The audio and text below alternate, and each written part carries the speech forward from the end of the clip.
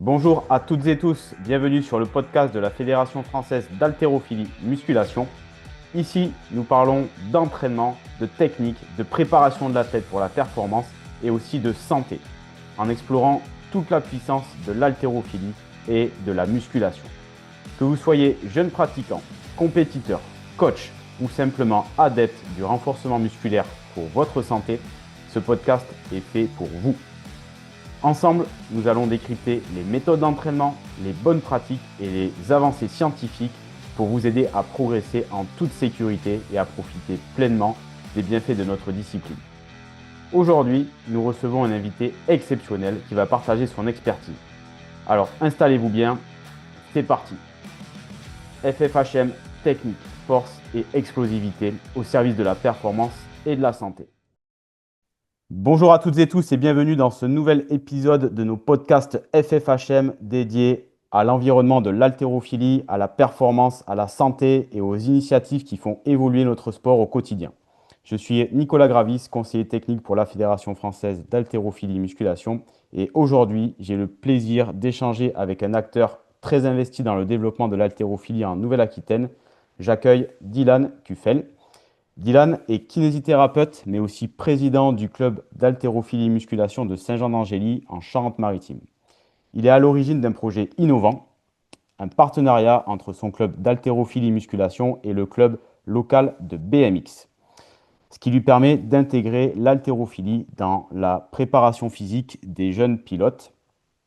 Ensemble, on va parler de performance, de collaboration interdisciplinaire, de détection des talents et plus largement du développement de l'haltérophilie au niveau local pour une ambition nationale. C'est parti. Donc Dylan, merci de nous consacrer un petit peu de ton temps. Est-ce que tu peux commencer par te présenter à nos auditeurs? Ouais, bah, j'ai pas grand-chose à rajouter à ce que tu as déjà dit. Ce que je peux juste donc dire, c'est que moi, ma pratique sportive, elle vient d'abord du water polo. Donc, j'ai fait 10 ans de haut niveau à Saint-Jean-d'Angély. Et ensuite, j'ai commencé l'haltéro en 2013 pendant que je faisais mes études en Belgique. Et donc, je suis au club à Saint-Jean depuis 2017. Ok. Et donc tu es président depuis combien de temps? Donc là, je suis seulement président depuis quelques mois, hein. On a fait les élections, enfin l'AG au mois de mars, il me semble. Ok. Voilà. Et donc dans quel état tu as repris le club? C'était quoi le club à ton arrivée? Alors, à mon arrivée en tant que président, il n'y a pas grand-chose qui a changé, hein, parce que depuis le mois de mars, bon, on a eu quelques titres au championnat master et puis un titre au championnat fédéral. Et donc maintenant, là, on est en pleine préparation pour les championnats de France. Mais sinon, la grosse évolution du club, je dirais qu'elle s'est fait juste après le Covid. En fait, c'est depuis cette période-là qu'on a vraiment une très belle progression au niveau du club. Donc, tu as repris le club qui était déjà bien structuré, avec des ambitions aussi bien sur le développement de la pratique des jeunes que sur la pratique des adultes, avec des ambitions au niveau national, puisque vous êtes déjà en National 2, vous avez été brillant en National 2, vous montez, tu me confirmes? Ouais, c'est ça. Donc là, voilà, on est vraiment passé en 2 ans, en fait, d'un club qui a toujours évolué au niveau régional, qu'on voyait régulièrement un ou deux athlètes au championnat de France élite, à là, voilà, en un an, deux équipes, enfin, équipe féminine, équipe masculine en N2, les deux équipes qui montent en N1, quatre athlètes au France élite, et cette année, on a atteint 35 compétiteurs. Donc, ouais, ça devient quand même quelque chose d'assez important, quoi. Je pense qu'on peut maintenant. Ouais, On a passé un surtout, cap. surtout pour une petite ville comme Saint-Jean-d'Angély. Ouais, c'est ça. Ok. Quelles sont tes premières priorités, toi, en tant que nouveau président? Donc moi là, ce qui est vraiment important pour moi, c'est qu'on se structure en fait, parce que comme j'ai dit, on est passé d'un club qui a toujours évolué en régional à un club qui va évoluer en national, qu'on va se retrouver à avoir deux équipes qui ont 4 tours de National 1 à faire l'année prochaine. Donc là, cette année, c'était un petit peu le coup d'essai. Maintenant, le but, c'est de vraiment s'installer là-dedans, d'installer nos équipes en national et surtout d'avoir maintenant développé une vraie formation et d'avoir des jeunes qui arrivent et qui alimentent ces équipes. Ouais, renouveler un petit peu l'élite du club qui est en train de se former. C'est ça. Ouais, et ça a aussi des répercussions d'un point de vue organisationnel, d'un point de vue budgétaire, de monter sur les échelons nationaux, puisque effectivement, comme tu l'as évoqué, il y a quand même pas mal de déplacements à prévoir qui ont des coûts. Donc voilà, faut budgétiser tout ça quand même. Comment tu définirais l'identité du club de Saint-Jean d'Angély aujourd'hui et les valeurs qui accompagnent ce club? Bah, je pense que ce qui fait qu'on en est là aujourd'hui, c'est vraiment la cohésion et l'engagement qu'ont les cadres du club depuis très longtemps. Donc, bah, moi, je me suis rajouté à ça en arrivant en 2017, mais c'est vrai que bah, sans cette base-là qui existait déjà, on n'en serait pas là. Je pense que vraiment, on récolte les fruits de cette cohérence qu'on a depuis maintenant assez longtemps. Et donc maintenant, ce que j'aimerais vraiment ajouter à tout ça, ben, c'est vraiment une culture de la performance, de la formation qui permettent déjà de faire découvrir l'haltéro à un maximum de personnes. Et ensuite, pour ceux qui le souhaitent et pour ceux qui en ont les capacités, de pouvoir accéder au haut niveau si l'occasion se présente. Ouais, dans pas mal de clubs, quand il y a des passations de présidence, ça travaille un petit peu dans la rupture par rapport à ce qui a été fait précédemment. Vous, j'ai plutôt l'impression que ça travaille dans la continuité et Ouais, que vous exactement. vous vous appuyez sur le très bon travail qui a déjà été fait auparavant. C'est ça, franchement, enfin vraiment, on a une chance énorme et je pense que c'est vraiment ça qui fait que bah, aujourd'hui, on est une toute petite ville, Saint-Jean-d'Angély, mais on a des licenciés qui viennent de La Rochelle, qui viennent d'Angoulême, parce que bah, on est le club le plus structuré de la région et ça, bah, c'était déjà en place il y a longtemps et maintenant, en fait, bah, on profite de la popularité de l'haltéro, de la réussite du club et maintenant, bah, c'est juste l'occasion de grandir encore plus, quoi. Effectivement, généralement, quand il y a de la structuration, il y a de la compétence, ça attire. C'est ça, C'est pour ça que vous êtes attractif malgré la petite taille de la ville, on va dire. exactement. Est-ce que tu peux justement nous décrire un peu le contexte sportif local qu'il y a autour du club et aussi peut-être le contexte scolaire qu'il peut y avoir? Mm. Donc, bah, alors, faut savoir que Saint-Jean-d'Angély, malgré que ce soit une ville très petite, on est une ville qui a énormément d'équipements sportifs de très très bon niveau. Alors après, faut savoir que la ville, ça tourne essentiellement autour donc du water-polo et du rugby. C'est vraiment les deux gros gros clubs qui ont une grosse influence. Et c'est aussi malheureusement, dans un deuxième temps, c'est eux qui captent quasiment bah, toute l'attention et aussi les subventions. Donc nous maintenant, bah, on essaye de s'élever petit à petit et d'être reconnu. Je pense que ça sera compliqué d'être au même niveau, mais au moins de gagner un petit peu en notoriété. Après, on a une configuration qui est idéale, je dirais, parce qu'en fait, notre salle, c'est une salle municipale qui est utilisée toute la journée par le lycée. Et donc de là, ben, en fait, on peut avoir une collaboration avec le lycée qui peut être vraiment intéressante pour amener des jeunes athlètes à l'haltéro. Ok. Et du coup, il y a des jeunes lycéens qui viennent pratiquer régulièrement aussi en dehors des horaires du lycée ou c'est strictement lié à leur pratique au lycée, la pratique de leur haltérophilie? Alors, il y a tous les cas de figure, en fait. Donc, il y a les profs de sport qui viennent donner donc, les cours de PS dans la salle pendant la journée. Entre midi et deux, il y a l'association sportive, donc là où c'est une pratique libre. Donc, les jeunes qui ont envie de venir viennent et font, entre guillemets, ce qu'ils veulent. Il y a pas de cadre. Et on a aussi bah, des jeunes du lycée, notamment des internes, parce qu'il y a un internat assez important, qui le soir, sur les horaires du club, bah, du coup, prennent une licence et viennent pratiquer au club. Donc pour l'instant, c'est une pratique qui est quasiment essentiellement sur la musculation.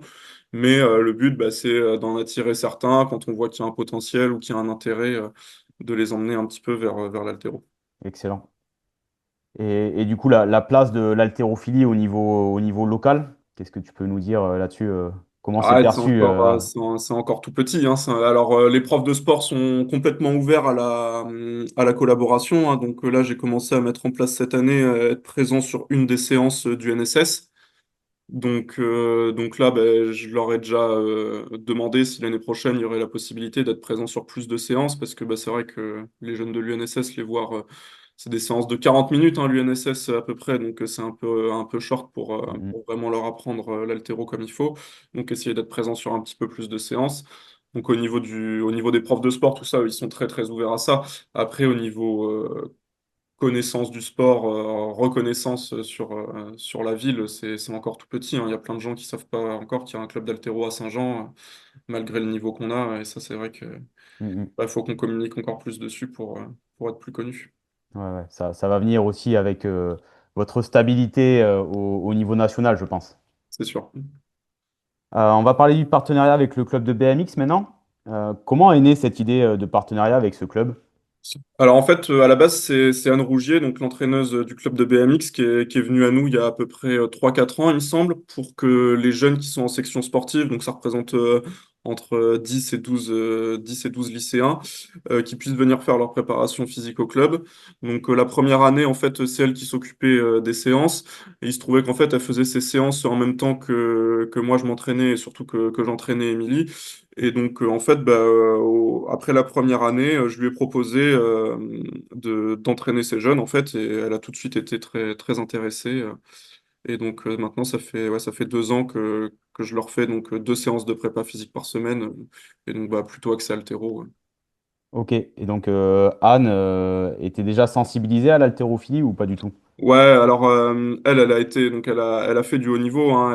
Elle a été plusieurs fois championne de France, elle a fait des coupes d'Europe, elle a eu quelques podiums européens aussi. Donc c'est quelqu'un qui connaît le haut niveau et en fait le haut niveau en BMX et l'haltéro, ça fait déjà un petit moment que c'est déjà indissociable, hein. Je pense que maintenant Mm, c'est mm, mm. c'est quelque chose qui est vraiment acquis chez eux. Si tu veux faire du haut niveau, tu fais de l'haltéro. Ouais, j'ai un étudiant à la fac à Bordeaux qui passe le BF cette année là, qui s'appelle Loïc Fourcade. On le salue, qui est rider à haut niveau. Et effectivement, je ne savais pas quand je l'ai eu au début qu'il faisait du BMX, mais quand j'ai vu ses barres, dès le début de la pratique de l'haltéro, je me suis dit, lui, il doit faire un sport à haut niveau d'explosivité. Et bon, j'ai Mm. j'ai vite compris qu'il faisait du BMX à haut niveau. Et effectivement, il me disait Ouais. exactement ce que tu me disais, qu'à un moment donné, si tu veux faire du BMX à haut niveau, tu as très intérêt à passer par la case haltérophilie. Bon, on Mm. va, on va y revenir après. Justement, toi, qu'est-ce qui t'a paru pertinent dans le rapprochement entre l'haltérophilie et le BMX? Bah, donc déjà, il y a les qualités physiques, hein, qui sont essentiellement les mêmes, hein. La force, l'explosivité, ça, c'est des choses dont nous, on a besoin et dont eux ont énormément besoin aussi. Et puis, bah voilà, il y a juste à regarder en fait comment se préparent les professionnels en BMX aujourd'hui pour se dire que l'haltéro, c'est une grosse part de ce qu'il faut faire en dehors de la pratique technique et sur le vélo. C'est là que ça se trouve pour eux. C'est clair, ça permet de confronter les riders, les pilotes, à encore davantage d'activités où il faut générer de l'explosivité. Donc, en fait, C'est le, ça. le temps consacré dans leur semaine à s'exprimer sur des hauts niveaux d'explosivité est bien augmenté par la pratique de l'haltéro. Exactement. Euh, c'est quoi du coup, les objectifs concrets que vous avez fixés dans le cadre de ce partenariat? Alors, donc, ce qui est le plus important pour moi, parce que du coup, bah, c'est un partenariat donc en fait qui est uniquement bénévole, donc en fait on essaye d'être chacun gagnant. Donc pour moi, le but c'est d'avoir des jeunes qui savent pratiquer l'haltérophilie. Donc il y a toute une phase où voilà, le but c'est déjà de maîtriser les mouvements d'haltéro. Et après, bah, bien sûr, il y a la phase la plus intéressante pour le BMX qui est de développer un gros niveau de force, un gros niveau d'explosivité. Donc en chiffres, hein, parce que bah, faut quand même avoir quelques guides, même si ça peut paraître un peu bateau.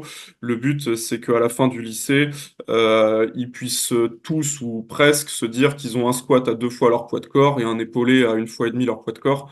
Donc même si voilà, ça peut paraître des chiffres un petit peu arbitraires, c'est quand même toujours un bon guide et quelque chose à avoir en tête Ouais. pour avoir quelque chose dans le viseur, quoi. Ouais, et si on regarde nous du côté des barèmes haltéro, déjà si tu as des gamins qui sont capables de faire ça, chez des jeunes, ça commence à être plutôt pas mal, quoi. Ouais, mais c'est vrai qu'en fait, quand tu regardes le BMX, en fait, pour faire du haut niveau, c'est vraiment la norme, quoi. Enfin, quand je discute avec des gens d'autres clubs ou d'autres pilotes de BMX, on se rend compte qu'un squat à 2 fois le poids de corps et un épaulé à 1 fois et demi le poids de corps, Hmm. c'est vraiment la norme, ou voire le minimum pour des Ouais, pilotes de niveau national, quoi. ouais, c'est le standard, ouais. Ok. Et du coup, c'est quoi les catégories d'âge que vous avez là sur les pilotes que vous accueillez? Donc, moi, c'est uniquement des lycéens, donc ils ont entre 15 et 18 ans. Ok. Donc là, bah, ça s'est renouvelé cette année parce que le groupe que j'avais l'année dernière, c'était essentiellement des jeunes qui étaient en terminale, donc il y a eu beaucoup de départs. Et donc là, cette année, il y a eu 8 arrivées qui sont quasiment tous en seconde. Donc là, bah, c'est là que je vais vraiment pouvoir travailler. Je pense que c'est là que ça m'intéresse vraiment beaucoup parce que je me dis, bah, voilà, j'ai 3 ans pour les faire progresser, ces jeunes, et c'est ça qui est vraiment plaisant, là, Ok. c'est de se dire qu'on a le temps de développer quelque chose Ouais, tu peux de long fixer des, terme. fixer des étapes et mettre de la continuité dans le process là sur 3 ans, c'est quand C'est même cool, ça. quoi. Ouais. Ok, et est-ce que les entraîneurs du BMX, tu m'as parlé d'Anne, mais je pense qu'il doit y en avoir d'autres, est-ce qu'ils sont impliqués dans le suivi de cette préparation physique ou est-ce qu'ils te font totalement confiance?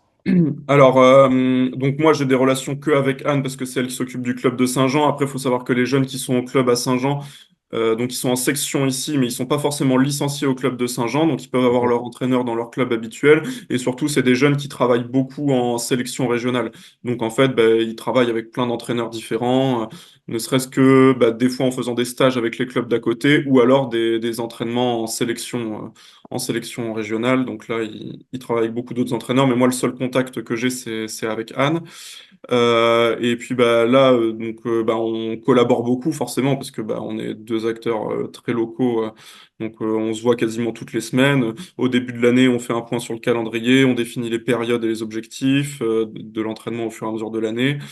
Ouais, je pense que quasiment tous les vendredis, elle passe à l'entraînement et on discute un petit peu, que ce soit vraiment de l'entraînement ou de l'état de forme des jeunes ou de ce qui se passe dans le groupe, même un peu au niveau social, savoir comment chacun se situe et comment ils vont ensemble. Et après, bah, on discute aussi de l'entraînement, des résultats. Donc moi, je fais des tests réguliers, surtout sur la détente verticale. Et Ok, donc, bah, on voit comment ça évolue, comment ça avance et si ce qu'on fait, c'est efficace ou pas. ouais. Et les tests de détente verticale, on en rediscutera peut-être après, mais ça permet aussi de faire de la détection pour voir qui serait bon en haltéro, quoi. Ah bah ouais, de toute façon, enfin, bon, en général, un bon pilote de BMX, à moins qu'il soit déjà un petit peu cassé de partout, parce que ça, j'ai le cas aussi, quand ils sont tombés plusieurs fois, des fois, mettre des barres au-dessus de la tête, c'est un peu compliqué, mais par contre, les qualités de force et d'explosivité, un bon pilote de BMX, ce sera quelqu'un qui a ces qualités-là. Donc qui va sauter haut. C'est ça. Ok, et donc ça nous permet de faire la transition des apports de l'haltérophilie dans la préparation physique du BMX. Tu as déjà parlé un petit peu de force, d'explosivité, mais selon toi, c'est quoi le panel de compétences physiques et éventuellement aussi mentales que l'haltérophilie peut permettre de développer pour le BMX? Comme tu as dit, en plus de la force et de l'explosivité, je pense qu'il y a un gros rôle de la coordination dans l'haltéro. Bon, on peut appeler ça technique, on peut appeler ça, mais enfin, pour moi, c'est plus de la coordination. Donc, apprendre à avoir une séquence de mouvements bien organisée pour réaliser une tâche. Et après, bah, en fait, on se rend compte qu'il y a plein de positions qu'ils vont avoir sur le vélo qui se rapprochent des positions qu'on peut avoir en haltéro. Et en fait, enfin, ils se retrouvent très souvent en flexion complète. Ils se retrouvent dans des positions en fait qu'on retrouve très souvent en haltéro. Donc ça, Ok, c'est intéressant. Et au niveau mental, bah, on y reviendra un petit peu plus tard, mais ouais, enfin, il y a plein de points communs aussi. La concentration, le fait que tout se joue sur très peu de temps. yes. C'est des gros points communs avec l'haltéro. Ouais, je vois. Ok. Est-ce que tu peux nous décrire un petit peu une séance type que Ouais. tu proposes aux pilotes? Toutes les séances sont structurées un petit peu de la même manière, hein, parce que je pars quand même du principe que ça reste des débutants, hein, c'est une programmation qui est très simple. On commence toujours l'entraînement par des sauts, en fait, donc du travail de pliométrie ou de puissance. Et ce que j'ai essayé d'intégrer depuis quelques temps, c'est une approche basée sur les contraintes.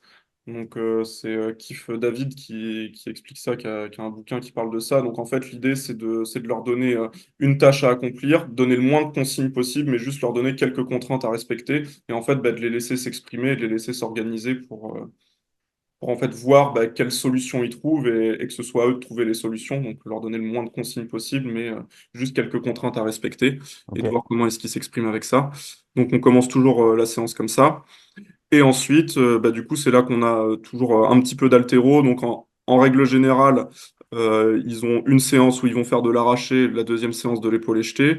Je fais énormément de format EMOM parce que départ à la minute, parce que j'ai trouvé qu'au niveau technique, c'est vraiment ce qui les aidait le plus. Début de l'année, vu que j'avais beaucoup de nouveaux, je leur ai fait faire quelques gammes montantes et en fait, je me rendais compte qu'il y avait beaucoup trop de déchets. Donc maintenant, on est vraiment passé sur un format EMOM. ok, Et en fonction du nombre d'échecs, en fait, je leur autorise des barres bonus pour qu'ils puissent monter ensuite. ok. Et ceux qui ont fait trop d'échecs pendant leur EMOM, ben, ils n'ont pas de barres bonus. Donc ça les incite aussi à être un peu plus raisonnables sur les charges et à faire, à avoir une bonne technique avant de pouvoir monter. Ouais, ça donne un aspect qualitatif et motivant pour l'entraînement aussi. C'est ça, ouais. Donc j'essaye, bah après bon, c'est pas non plus le but principal, mais quand on peut rajouter un aspect un peu ludique ou un aspect avec des objectifs autres que juste mettre la barre au-dessus de sa tête, je trouve que c'est toujours intéressant, même si des fois bah y a pas à y couper, hein. Il faut juste forcer, on va dire, et donc après au niveau des donc après l'haltéro, on enchaîne toujours avec des squats et c'est là justement où bah, c'est un petit peu plus bête et méchant. Et en fait, j'ai trouvé que pour autoréguler l'intensité, parce que bah, faut savoir que des fois, ils viennent à la muscu, ils viennent juste de faire une grosse séance sur la piste, ou alors ils préparent une échéance, une Coupe d'Europe ou une Coupe de France le week-end même. Donc en fait, pour autoréguler, j'aime bien de faire des formats de rep max. Donc en fait, je leur donne une charge et je leur dis, vous faites autant de répétitions que vous voulez. Si vous êtes en forme, vous pouvez vous pousser, vous pouvez vous rapprocher de l'échec. Si vous sentez que c'est pas le jour, bah, vous gardez 2, 3 En réserve. répétitions en réserve et vous vous arrêtez un petit peu plus tôt. Et après ça, on fait toujours 2, 3 séries un peu plus légères, un peu plus basées sur de l'explosivité, parce que c'est aussi de ça dont ils ont besoin. Donc, Ok. J'avais voilà. justement une question par rapport aux adaptations que tu peux proposer. Alors, je pensais te poser la question avant tout par rapport aux aspects techniques. Mm. Ma question, c'était qu'est-ce qui diffère par rapport à un entraînement haltéro classique pour un haltéro? Alors, au début de l'année, je pense que je les entraîne vraiment comme des haltérophiles débutants. On fait pas mal d'haltéros, on fait pas mal de volume assez léger. Le but, c'est qu'ils comprennent la technique, qu'ils s'approprient le mouvement. Après, en fonction des échéances, en fonction de ce qui se présente, c'est vrai que, bah, par exemple, je vais leur faire les squats avant l'haltéro pour qu'ils insistent un petit peu plus sur la force quand il y a besoin. Ou alors, on va réduire les amplitudes, ou on va trouver des semi-techniques un petit peu différents. Par exemple, là, à cette période de l'année où ils ont des Coupes de France et des Coupes d'Europe qui s'enchaînent, bah, il y en a certains, s'ils ont un certain niveau de pratique sur le vélo et qu'à côté, l'haltéro, des fois, au niveau technique, c'est pas exactement ce qu'on souhaiterait voir, bah, ils vont faire que de l'épaulé debout, par exemple. Parce Ok. que bah, c'est principalement des pilotes quand même avant d'être des haltéros. Mhm. Donc faut pas oublier cet aspect-là. Quand leurs grosses échéances se rapprochent, c'est vrai que ça devient plus adapté à leur pratique. Ok, donc si je synthétise un petit peu, les adaptations, c'est surtout en lien avec leurs contraintes d'entraînement BMX, Mm. les contraintes de compétition, et après, sur le plan technique, c'est de la simplification par rapport aux gestes techniques d'arraché C'est ou ça. d'épaulé jeté pour rendre la pratique abordable. Voilà, parce qu'en fait, bah, j'en ai qui se débrouillent très bien, ceux que tu connais, hein, que tu as déjà vus, qui sont complètement capables de faire une compétition d'haltérophilie, de pas avoir de défauts techniques rédhibitoires. À côté de ça, bah, j'en ai d'autres, c'est mécanique, hein, ils peuvent pas tendre les bras, ils se sont cassés 3 fois la clavicule. Enfin voilà, ça va être compliqué de mettre des barres au-dessus de la tête et d'avoir Mhm. une belle technique ou quelque chose, ne serait-ce efficace qui leur sert à quelque chose. Donc à ce moment-là, bah, on adapte et on Mhm. modifie un petit peu les mouvements parce qu'il y a toujours quelque chose à faire quand même. Très bien. Justement, j'ai une question par rapport à la vision que tu peux avoir, toi, en tant que kiné. Est-ce que le fait d'être kiné, ça joue un rôle particulier dans l'élaboration des séances? Est-ce que ça te donne un focus particulier? Alors, je pense que le principal atout que ça m'apporte, c'est de pouvoir adapter les exercices, de pouvoir comprendre, bah tiens, il a telle limite, qu'est-ce que je vais pouvoir mettre en place qui se rapproche le plus possible de ce que j'aurais voulu mettre en place à la base, sans non plus trop dénaturer en fait ce qu'on cherche à faire. Après, je t'avoue que traiter de manière individuelle des soucis quand tu as un groupe de 10 ou 12 gamins encadrés, c'est pas possible. Donc là, Ouais. quand on a vraiment qui ont des soucis plus particuliers, bah, je les vois à côté, on se voit à la fin de la séance ou ils viennent me voir à un autre moment. Et là, on s'occupe de ça plus spécifiquement parce que après, bah, c'est vrai que voilà, moi je fais mon métier, il y a un contexte à ça, c'est-à-dire que bah, c'est pas à la salle avec du monde partout qui fait sa séance que je me sens en meilleure capacité de faire mon travail. Voilà, faut Mhm. qu'il y ait le contexte autour pour que ce soit efficace. Ok.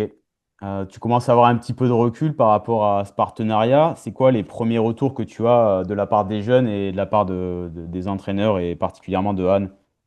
Bah alors au niveau de l'entraîneuse déjà bah, Anne elle est ravie parce que déjà bon c'est très simple mais de un ça lui libère du temps donc c'est la seule salariée du club de BMX donc bah, elle peut pas être et à la piste et à la salle, elle a énormément de jeunes pilotes donc bah, elle son but c'est d'être le plus possible à la piste donc bah, elle vient me voir quand même à la salle, on discute pas mal mais c'est vrai que ça déjà ça lui libère du temps et après bah, je pense comme elle le dit hein, elle me fait entièrement confiance et j'ai une expertise qu'elle n'a pas et on se complète quand il y a besoin, mais c'est vrai que bah, elle a pas pratiqué l'haltéro comme moi je l'ai fait, que ce soit en tant qu'athlète ou en tant qu'entraîneuse. Donc Ok. voilà, de ce côté-là, ça se passe très très bien.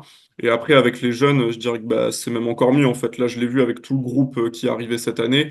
La première chose qui les motivait à intégrer la section et à faire tout ça, c'était de pouvoir faire de la muscu régulièrement, d'être encadré là-dessus et de voir en fait bah, ceux qui avaient déjà connu ça l'année d'avant, les progrès qu'ils avaient fait, ce que ça leur avait apporté, bah, ils n'ont qu'une envie, c'est d'en faire partie, quoi. Donc ça, Ok. c'est assez plaisant de les voir arriver aussi enthousiastes à chaque séance. C'est, c'est très Top. plaisant. Et du coup, par rapport aux effets positifs, aux progrès que tu as pu observer chez eux, qu'est-ce que tu peux nous dire? Bah, alors après, il y a énormément de progrès évidemment, hein, que ce soit au niveau force, au niveau technique, au niveau même physique. Mais après, je mets toujours ça en balance avec le fait, bah, voilà, c'est des jeunes de 15 à 18 ans. S'ils s'entraînent, c'est normal qu'ils progressent, hein. Mhm. Faudrait vraiment leur faire n'importe quoi pour pas voir de progression. Mais bon, il y a quand même des progressions très très notables. Après, c'est toujours pareil, hein, c'est fonction de l'investissement de l'athlète aussi, hein. Il y en a qui ont compris à 100% l'intérêt, qui vont se donner à fond et qui vont jamais déroger. Et peu importe ce qui se passe, ils seront présents, ils donneront leur meilleur. Et il y en a d'autres qui ont un peu plus de mal à s'impliquer, mais ça, c'est des soucis bah, ça concerne l'athlète et ce qu'il a envie de faire de Ouais, cette séance. et souvent, les résultats notables de cette implication, tu les vois 3, 4, 5 ans après. Tu vois, moi, j'ai en mémoire quelques jeunes que j'entraînais sur le pôle espoir foot de Talence, donc des U14, U15. Et tu vois, je voyais la différence d'implication dans l'haltéro et la Mm. muscu. Et là, tu vois, maintenant, je regarde celui qui s'est impliqué le plus. Eh ben, là, il joue au niveau européen, mais Ouais, ça, bah, il n'y il a n'y a, pas de secret, y a- hein, y a quand... pas de secret. Ouais, voilà, il n'y a pas de secret. Et le gamin, il est sorti de ces 2 années de pôle. Il avait des performances explosives, notamment en saut, qui étaient supérieures à la moyenne de joueurs professionnels. Donc, tu peux te dire, bon, lui, il s'est Mm. investi, il a développé des qualités qui lui donnent déjà plutôt un bon bagage pour aller jouer au niveau pro, même si pour l'instant, bon, le pronostic, on ne peut pas le confirmer à 100% parce qu'il a que 14 ans. Mais bon, il y a quand même un pronostic plutôt positif. Ouais, et puis ça te donne une idée des aptitudes physiques, mais je trouve que c'est aussi vraiment une idée des aptitudes mentales aussi de l'athlète. S'il est capable de s'investir dans quelque chose qui n'est pas son sport, ben en fait, tu sais que c'est quelqu'un qui est capable bah, voilà, de comprendre la démarche qu'il faut pour faire du haut niveau et que tout est important et qu'il faut jouer sur tous les leviers pour progresser, quoi. C'est ça, c'est ça. Et souvent, les jeunes, moi je l'ai vu dans le foot, ils ont tendance à se dire, bon, je vais être joueur professionnel de foot, faut que je joue au foot. Oui, mais pas que. C'est ça. Il y a toujours, sinon ils auront des freins et c'est même, enfin ouais, on le voit au BMX, de toute façon ils peuvent pas, c'est pas possible de faire du haut niveau en BMX si t'es pas un minimum, enfin si t'as pas une force brute qui est vraiment au-dessus de la moyenne, donc Mhm. si tu la développes pas, il suffit pas de faire du vélo pour atteindre le haut niveau. C'est ça. Autant dans le foot, tu as des profils qui génétiquement sont très favorisés. Et donc, t'as des gamins qui vont sortir dans le foot de haut niveau sans s'être particulièrement entraînés sur des contraintes de force. Autant, je pense, dans le BMX, bah ouais, tu as quand même certains qui sont favorisés génétiquement, mais tu as plus ou moins tout le monde qui dès les années de formation, s'expose à des exercices de force. Hum. Ok, donc on a parlé de l'intérêt de l'haltéro pour le BMX. Maintenant, on va prendre le versant complémentaire, on va dire. On va parler de l'intérêt de ce partenariat pour le club d'haltérophilie. Donc la première question que je te pose, c'est qu'est-ce que ce type de partenariat apporte concrètement à ton club d'haltéro? Alors, l'intérêt principal que nous, on y trouve, c'est hyper pragmatique, hein, mais c'est d'avoir un groupe de jeunes qu'on peut engager sur la Coupe de France pour respecter les conditions de la Fédé pour nos équipes seniors en national. Donc bah voilà, sans eux, on aurait du mal à avoir les 6 jeunes qui sont requis pour participer en national. Donc ça, bah, voilà, c'est déjà un avantage énorme. Et indirectement, ce que je trouve vraiment intéressant, et je suis sûr que ça y est pour beaucoup, je pense que le fait qu'on ait tout ce groupe de lycéens qui vient faire de l'haltéro, qui en parle à ses copains, qui monte ses vidéos, voilà, qui pratique et qui en parle, bah, en fait, ça en amène d'autres. Et Mm, maintenant, en fait, au lycée à Saint-Jean, je pense que tous les jeunes ou presque savent ce que c'est que l'haltérophilie, savent qu'ils peuvent en faire aussi. Et donc là, bah, voilà, maintenant, le but, ça va être de construire là-dessus aussi. Et je pense que ce partenariat, il y est pour beaucoup. Ouais, le bouche à oreille, c'est très important comme moyen de communication. Et effectivement, ouais, quand le service qui est proposé est de qualité, généralement, les gens ils communiquent positivement dessus. Et est-ce que ça vous aide à repérer des profils intéressants spécifiquement pour la pratique de l'haltéro? Ah bah oui, énormément, parce que là, du coup, bah, j'ai ce pool de 12 gamins qui fait de l'haltéro toutes les semaines. Bah forcément, on voit qui c'est qui y arrive bien et qui c'est qui pourrait être très bon et pour qui c'est plus difficile. Après, je pense qu'à cet âge-là, ils sont tous capables d'atteindre un bon niveau s'ils s'entraînent régulièrement. Mais c'est vrai que bah, on voit facilement qui c'est qui tire son épingle du jeu dans le Mm, mm. groupe. Ouais, je me souviens d'un jeune qui avait fait sa première compétition à Saint-Jean-d'Angély, je crois que c'était au mois de janvier, quelque chose comme ça, et c'était sa toute première. Et moi, je le vois, je me suis dit, bon, ce gamin-là, il fait déjà des barres quasiment énormes Mm. pour son âge. Il a peut-être 3-4 mois d'haltéro dans les pattes. C'est On ça. voit un haut niveau d'explosivité. Bon, pour l'instant, la technique, elle est moyenne, mais il sort déjà des très bonnes barres Ouais, avec ouais, une non, et puis technique là, moyenne. il a encore explosé. Là, du coup, il Ouais. s'est blessé, donc il n'a pas pu pratiquer pendant quelques temps. Mais là, ça progresse encore plus. Et c'est vrai que je suis un peu déçu qu'il n'ait pas pu faire plus de compètes parce que c'est vrai que là, on se dit que c'est facilement un gamin qu'on aurait pu emmener au championnat de France cette année s'il s'était pas blessé en milieu d'année, quoi. Ouais, tout à fait, tout à fait. Moi, c'était un gamin qui m'intéressait pour Mm. l'équipe de ligue et effectivement, qui aurait pu faire énormément de points. Et Mm. au-delà de pouvoir être très performant en BMX, je pense qu'il pourrait être aussi extrêmement performant en haltéro. Mm. Combien de fois par semaine il s'entraîne en haltéro, ce gamin? Alors là, donc quand tu l'as vu, donc c'était au mois de janvier, donc ils avaient commencé au mois de septembre et c'était 20 minutes d'arraché le mercredi et 20 minutes d'épaulé jeté le vendredi, hein. Donc Ouais, ouais, ouais. ça fait rêver comme ça. Tu te rends compte les barres qui sortent avec si peu d'entraînement. Tu t'es dit qu'avec un tout petit peu plus d'entraînement, il C'est ça. sortira vite des très, très, très bonnes barres. Ce sera le but l'année prochaine. Yes. Est-ce que l'ouverture vers d'autres disciplines, selon toi, ça contribue à changer l'image qui est parfois figée ou erronée de l'haltérophilie? Alors moi, à mon niveau, ce que je trouve, c'est pas forcément que ça change l'image, c'est surtout que ça fait découvrir le sport, parce qu'en fait, je pense que enfin, ce que je ressens plus, c'est qu'en fait, le sport, il est surtout méconnu plus que mal connu ou qu'il a une mauvaise image. Donc c'est vrai que bah, ça permet aux gens de découvrir le sport, de se rendre compte qu'ils peuvent le pratiquer et que ça peut leur apporter quelque chose, quoi. C'est surtout ça Mhm, mhm. que je ressens moi à mon niveau.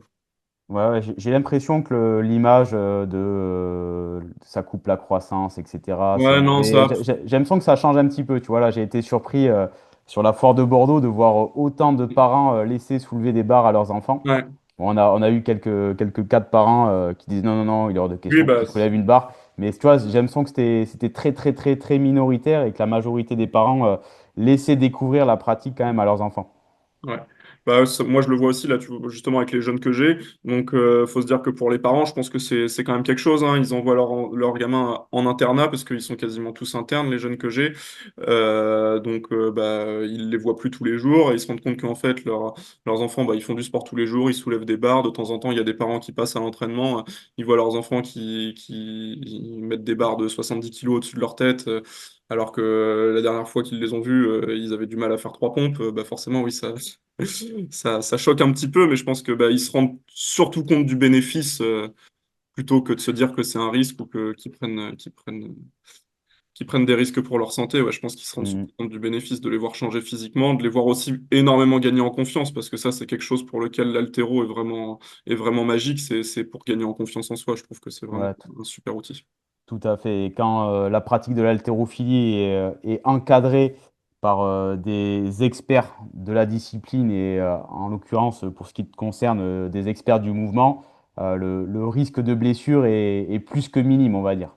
Ah bah oui, non, enfin, bon, je vais pas, je croise les doigts, et puis voilà, il y a la blessure où où il y a entre guillemets un responsable et où ça vient d'une mauvaise pratique. Il y a aussi les blessures qu'on peut pas éviter, ça, de toute façon, on y est tous confrontés un jour ou l'autre. Mais pour l'instant, écoute, 2 ans de pratique, 12 jeunes 2 fois par semaine, il n'y a jamais eu un seul problème à l'entraînement. Ouais, le risque Donc de ça devrait blessure, aller. je pense que tu vas être d'accord avec moi, est plus important quand tu es sur un vélo ou Oui, oui. sur un terrain de foot ou sur un terrain de rugby, tu vois. C'est sûr, il y a beaucoup plus d'inconnus, beaucoup plus de choses qui peuvent se passer. Et ben après, bon, au BMX, eux, ils sont très, très, très confrontés au risque de blessures et de lourdes blessures, hein. Là, je crois que j'en suis à la 2e ou 3e épaule luxée de la saison. Enfin bon, bref, c'est quand même des. Quand ils chutent, c'est jamais pour rire, hein. C'est toujours, il y a Mm, toujours des conséquences. Donc ça, c'est sûr que, ouais, en haltéro, on sait que c'est le moment safe de la semaine pour eux c'est où ils ça. peuvent s'exprimer sans prendre trop de risques. Ouais, c'est avec l'environnement d'une salle d'haltéro, d'un plateau d'haltéro, de séances encadrées d'haltéro, c'est très très safe. C'est Mm. très sécurisé et surtout si les gens sont bien formés comme toi. Est-ce que tu as vu des jeunes riders qui sont maintenant pleinement intégrés dans un process d'entraînement et de compétition spécifique à l'haltéro grâce à ce partenariat? Est-ce que tu as récupéré des jeunes qui maintenant sont inscrits au club et font de la compète? Alors, bah, il y en a eu quelques-uns, donc bah, surtout ceux qui ont fait la Coupe de France. Donc, c'était pour eux leur première compète et je crois pas qu'il y en ait qui aient refait de compétition. Donc là, j'en ai inscrit quelques-uns pour le dernier challenge à venir, donc qui vont pouvoir faire une 2e compétition. Après, je t'avoue que ça, c'est assez compliqué parce que bah, eux, ils sont quand même là pour faire du BMX.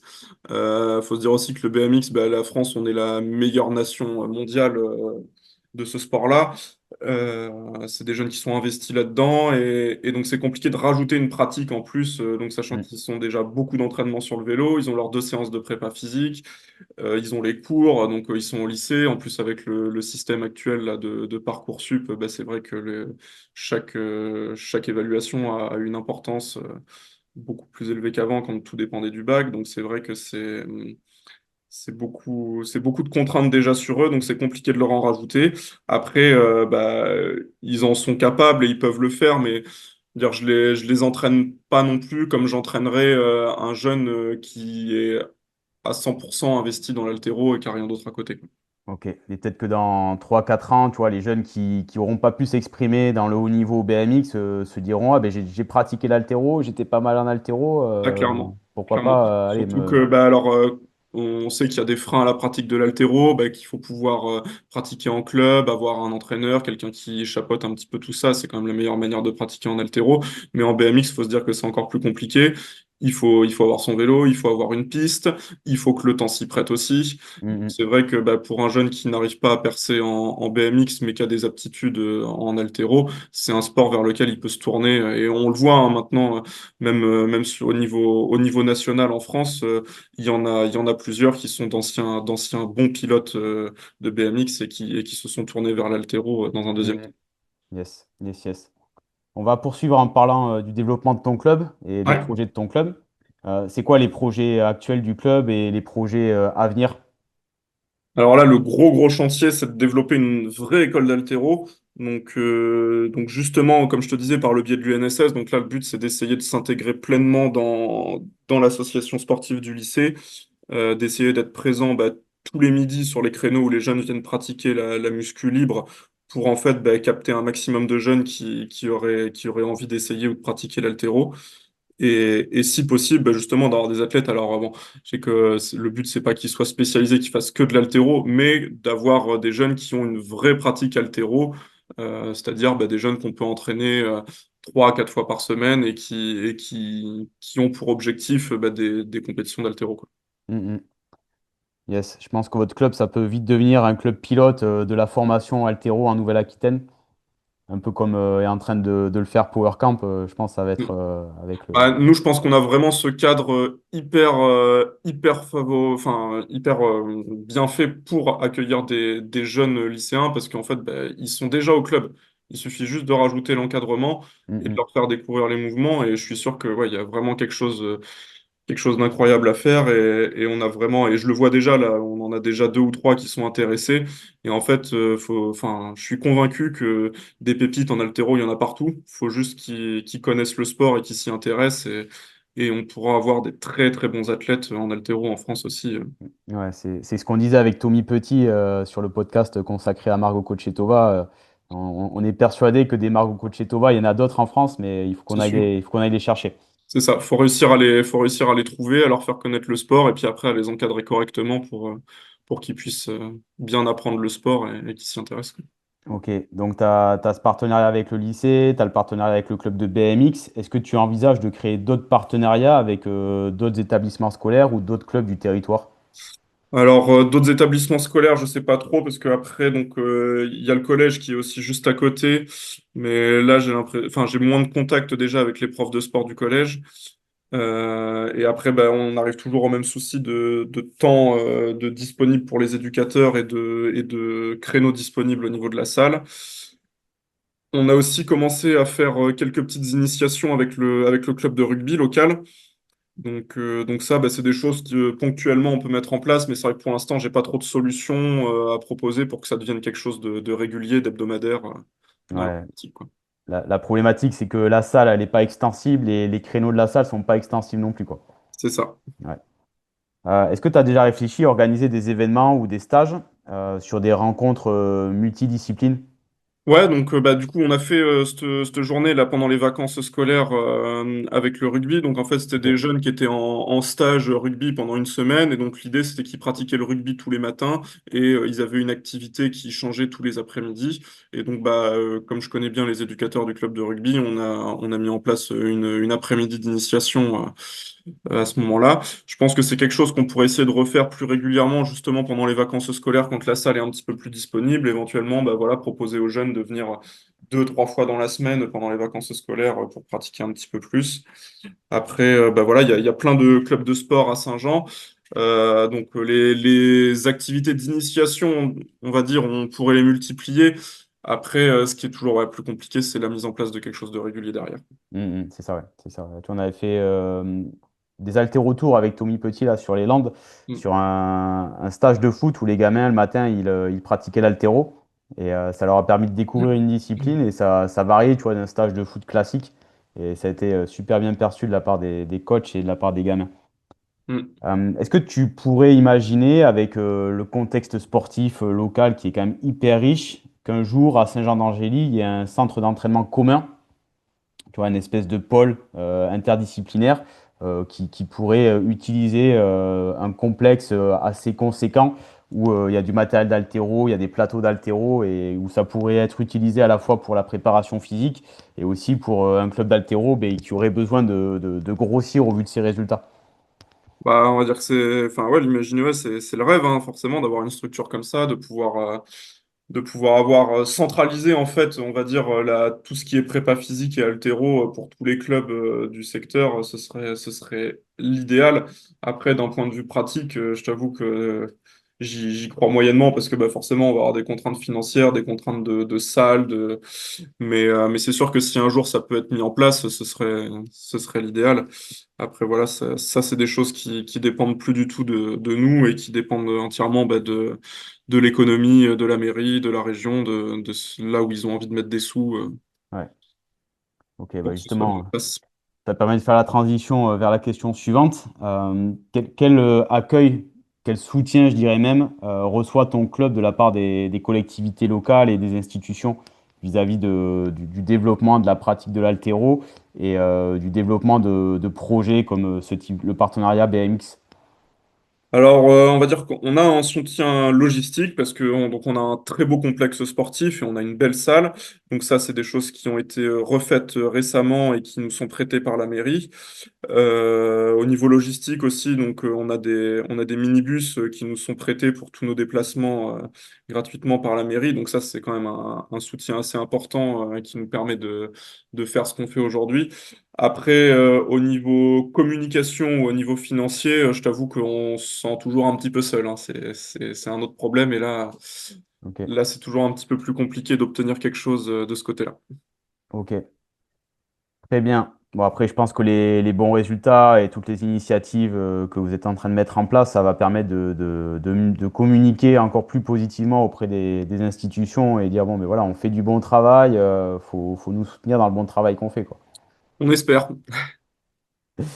Bon, on va bientôt arriver vers la fin du podcast, Dylan.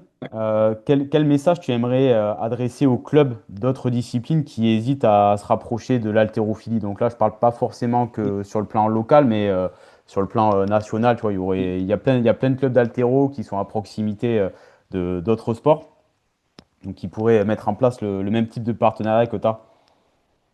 Bah, je pense que enfin, la première chose à faire, c'est comme a fait Anne, hein, c'est de se tourner vers les clubs, d'aller les voir, de leur demander ce qui peut être mis en place. Je pense que il y a toujours à y gagner, que ce soit des deux côtés, hein. Nous, on a une entente qui est très simple, hein, il n'y a rien de financier, mais c'est très simple. En fait, elle a besoin de préparation physique pour ses jeunes. Nous, on a besoin de jeunes qui soient licenciés au club et qui font quelques compétitions par an. Bah voilà, c'est une entente basique, mais qui fonctionne très bien. Après, il peut y avoir plein d'autres systèmes à mettre en place, mais voilà, je trouve qu'il y a toujours à y gagner. Je connais pas beaucoup de clubs d'haltéro qui seraient pas contents de se dire, bah voilà, on a des jeunes qui arrivent au club et qui vont faire des compétitions. Bah voilà, c'est déjà une super contrepartie. Et après, bah, bien sûr, faut avoir des créneaux disponibles, des entraîneurs disponibles pour encadrer ces séances-là, mais c'est une chance énorme qu'on a de pouvoir faire valoir nos qualités au club et de pouvoir leur en faire profiter contre quelques participations. Ouais. C'est un deal gagnant-gagnant, on va dire. C'est ça. Je pense qu'il y a toujours moyen de trouver un deal de la sorte, quel que soit le contexte. Ok. Est-ce que tu aurais un message pour les parents ou pour les jeunes sportifs qui ne connaissent pas encore la discipline de l'haltérophilie? Qu'est-ce que tu pourrais dire pour les inviter à venir essayer la pratique? Bah, et que je pense qu'on est une très très bonne école pour apprendre à performer dans le sport, de par la régularité, la rigueur qu'il faut avoir pour être bon en haltéro. Je pense que quand on apprend ça, ben, en fait, après, ça peut se transmettre à plein d'autres pratiques. Et que, en plus de ça, au niveau physique, bah, l'haltéro, c'est vraiment quelque chose qui apprend la résilience et qui apprend à construire des corps qui soient résilients, qui soient prêts à encaisser énormément de contraintes qu'on peut retrouver dans d'autres sports. Quand on peut épauler une grosse barre, ben, en fait, après, tout ce qui va se passer, que ce soit sur un terrain ou sur une piste de BMX, en fait, ben, ça devient des contraintes qui sont beaucoup moins importantes pour le corps. Donc, en fait, ça augmente tellement les capacités physiques qu'on peut développer grâce à l'haltéro, que derrière, ça facilite toutes les pratiques. Bien d'accord. Ouais. Alors, s'il y a un autre président de club d'haltéro qui écoute ce podcast, quel conseil tu pourrais lui donner pour lancer ce type de partenariat? Bah, c'est pareil, de se rapprocher des clubs, d'essayer de voir si dans ses contacts, il peut pas avoir un entraîneur du club de rugby ou un entraîneur du club de foot, et puis essayer de voir s'il veut pas, ne serait-ce que déjà mettre en place quelques initiations, de voir s'il a pas, ne serait-ce qu'une fois par semaine, une heure où son club est dispo, où il aurait quelqu'un qui puisse encadrer une séance, et puis commencer à mettre ça en place et voir ce que ça donne en fait, parce que je suis sûr que ça Mhm. débouchera toujours sur quelque chose de positif. Ouais, comme tu viens de le dire, on peut commencer par des petites séances d'initiation. Tout à l'heure, tu as dit, ben, ils ont commencé les gamins avec 20 minutes d'arraché par-ci, par-là. Bah, des fois, c'est des petites doses répétées qui amènent des plus grosses doses et qui amènent de l'intérêt et qui permettent de faire des process vraiment bien construits comme tu l'as fait là sur la saison avec le BMX. Pour terminer, où c'est qu'on peut contacter le club, où c'est qu'on peut te contacter pour échanger sur ce type de projet-là, pour éventuellement monter d'autres projets? Alors, bah, on a l'Instagram du club, hein, qui est la meilleure manière de nous contacter. Donc, c'est chm.algérien. Ok, Et donc, bah, là, ça centralise un petit peu toutes les infos qu'il peut y avoir sur le club. Et c'est un moyen très, très facile de nous contacter. ok. Je vais te poser une question que j'ai pas mis dans la liste. Vas-y. Est-ce que tu voudrais faire une passe décisive à quelqu'un pour venir faire un podcast avec moi? Alors, réfléchis. Euh, Ouais, forcément, si, bah, si, je pense que Louis de PowerCamp, ça pourrait être super s'il arrive à se libérer le temps pour faire ça. Je pense que Ok, il est vraiment pas étranger non plus à ce qui se passe dans l'haltéro en France actuellement. Et ok. Louis Le Guenec, on ouais, note. c'est Très ça. bien. Merci beaucoup, Dylan, pour cet échange. C'était vraiment très riche et très inspirant. Je suis sûr que tu vas permettre à de nombreux clubs en France de réfléchir à ce genre d'initiative. Ce type de projet montre qu'une discipline comme l'haltérophilie peut vraiment jouer un rôle clé dans la performance dans d'autres sports, mais aussi que l'haltérophilie est un vecteur de connexion entre les disciplines. À la Fédération française d'haltérophilie, nous croyons fermement en ces dynamiques croisées, à l'ouverture et au dialogue entre les disciplines. Si vous avez aimé cet épisode, n'hésitez pas à le partager autour de vous, à vous abonner et à suivre les prochains contenus. Merci à tous pour votre écoute et à très bientôt.